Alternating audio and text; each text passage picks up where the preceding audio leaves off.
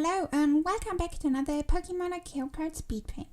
This time it's Dragonair. Dragonair is such a beautiful Pokemon that I really wanted to pay this justice. While reading the PokeWiki entry, I read that Dragonair is more often home in the sweet water than in salt water. So I threw about a water lily pond.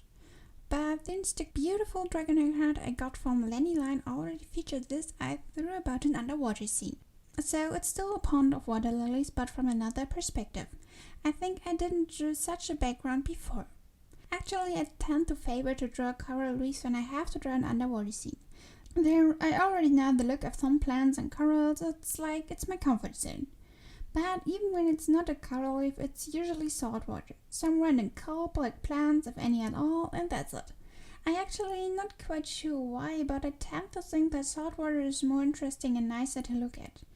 But I think this card shows that ponds can have an equally as nice looking background, well, with a little research done. So that's something I would like to keep in mind for future underwater scenes. I mean, some of the remaining water Pokemon probably fit saltwater better, like Ciao, but I don't know, Goldeen would perfectly fit into a pond just as well as Dragonair.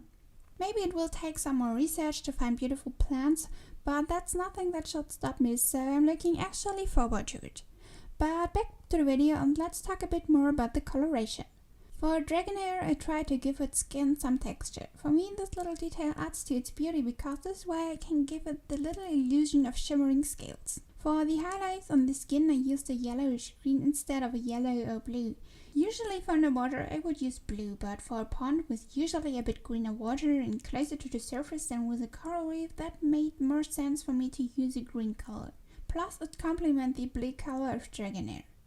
For Dratini I used a shiny form.